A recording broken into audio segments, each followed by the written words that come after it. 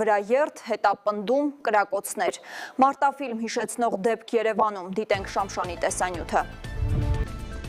Մարտաֆիլմ հիշեցնող դրվագներ են տեղի ունեցել։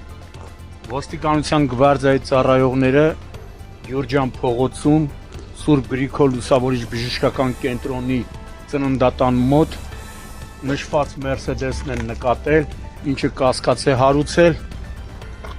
Գվարդիայի ծառայողները ձայնայինով հրահանգել են, որպեսզի մեքենան կանգնի, սակայն նա չի կանգնել, դիմել է փախուստի ընթացքում գվարդիայի երկու ծառայողի վրա երթ է ենթարկել։ Սկսվել է հետապնդումը եւ ահա Սերո Խանզադյան փողոցի այս նրբանցքում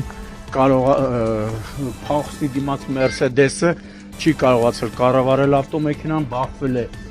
հեծի հաշվեկշռում հաշվառված բարձրավոլտ էլեկտրասյան բետոնե հատվածին։ Ինչից հետո վարորդ ու ուղևորը դուրս են եկել ավտոմեքենայից, փորձել են դիմել փախուստի, սակայն չեն կարողացել, վնասազերծվել են գվարդիայի ծառայողների կողմից, իմ տեղեկություններով նաև հնչել է կրակոց 2 կամ 3 ու կրակոց հարձակվել է փախուստի դիմաց Մերսեդեսի անիվների վրա։ Այս պահին նաև վրա երթի ենթարկվածները տեղափոխվել են հիվանդանոց, իմ տեղեկություններով կոտրվածք են ստացել կամ սալջարդ։